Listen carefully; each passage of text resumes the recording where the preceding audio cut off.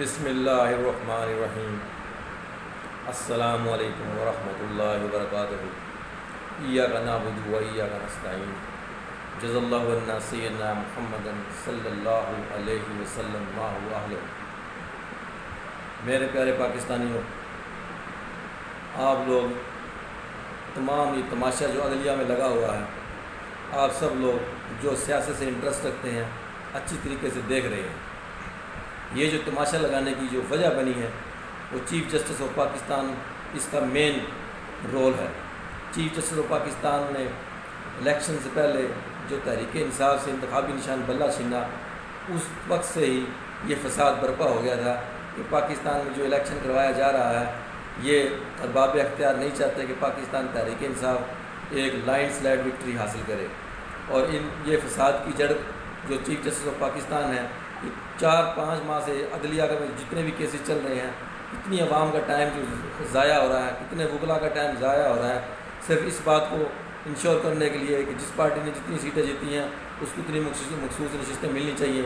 وہ ہرگز نہیں چاہ رہے، وہ بلکہ وہ چاہ رہے ہیں کہ پی ڈی ایم کی جماعتوں کو یہ سیٹیں مل جائیں تاکہ وہ 2/3 اکثریت حاصل کر لیں اور مجھے ایکسٹینشن مل جائے۔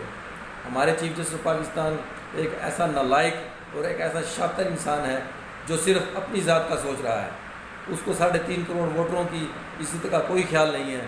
میں تو ان ووٹروں کو سیلیوٹ کرتا ہوں جنہوں نے پاکستان تحریک انصاف کے نامینیٹ کیے ہوئے کینڈیڈیٹ، جن کے 100 سے زیادہ انتخابی سمبل تھے، چن کر ووٹ ڈالا اور ان کو اسمبلیوں میں بھیجا۔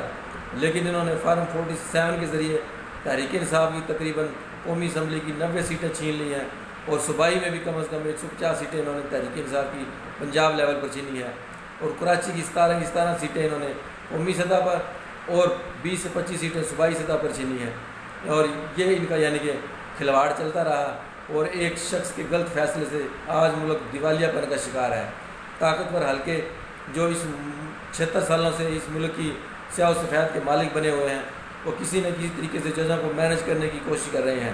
حالانکہ یہ فیصلہ 48 گھنٹوں کے اندر آ جانا چاہیے تھا، لیکن قاضی صاحب کو پتہ نہیں کس بات کا انتظار ہے کہ وہ اس کیس کو لمبا کرتے چلے جا رہے ہیں۔ ان کو پتہ چل گیا ہے کہ میرے ساتھی جج حق اور سچ کی بات کر رہے ہیں، اور ان ججوں کے درمیان اللہ تعالیٰ اس کو بٹھا کر رسوا کر رہا ہے، اس کو شرمندہ کر رہا ہے۔ لیکن مجال ہے اس کو تھوڑی بہت شرمندگی، غیرت محسوس ہو۔ عدلیہ کی بلڈنگ کے سامنے جو ترازو لگایا ہوا ہے، کم از کم اس ترازو کی لاج رکھ لے، کم از کم اپنے ضمیر کو حاضر کر لے۔ کل تیرے گھر والے ہی تیرے خلاف آوازیں اٹھائیں گے کہ قاضی فائز تم نے کیا کام کیا۔ تمہارے 13 کے 13 جو جج آپ کے ساتھ بیٹھے ہوئے ہیں، اس سب میں گلٹی مجھے آپ نظر آ رہے ہیں۔ آپ شرمندہ، آپ کی باڈی لینگویج آپ کا ساتھ نہیں دے رہی۔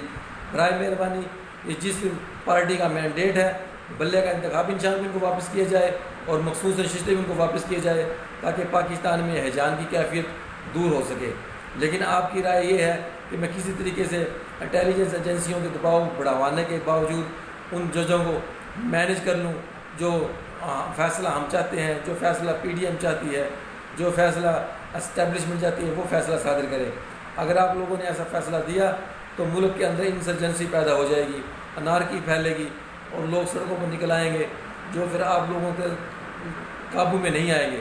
اگر پاکستانی جو پہلے ہی بڑے مہنگائی کی چکی میں پس رہے ہیں، بجلی کے بلوں نے ان کی کمر توڑ کر رکھ دی ہے، ہر طرف لاوا اگلا ہوا ہے، اگر یہ لاوا پھٹ گیا تو پھر آپ لوگوں کو نہ پاکستان میں زمین ملے گی اور نہ باہر کہیں چھپنے کی جگہ ملے گی۔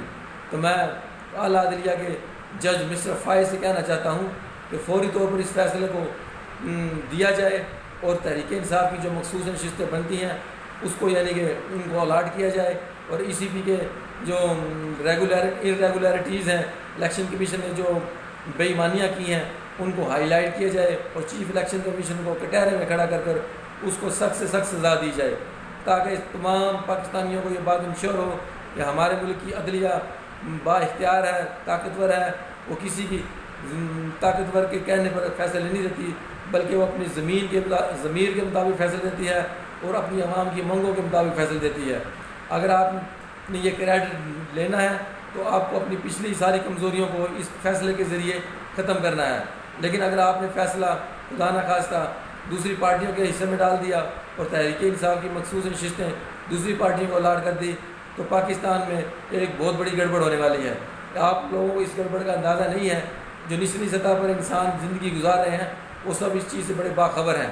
تو میں پاکستان کی عدلیہ کو ایک مرتبہ پھر کہنا چاہتا ہوں کہ آپ لوگ ہمت کریں، عوام آپ کے ساتھ ہوگی، اور ضمیر کے مطابق حق اور سچ کا فیصلہ کریں، وہ فیصلہ کسی کے کی فیور میں بھی جائے۔ پاکستان زندہ باد، پاکستان کے عوام زندہ باد۔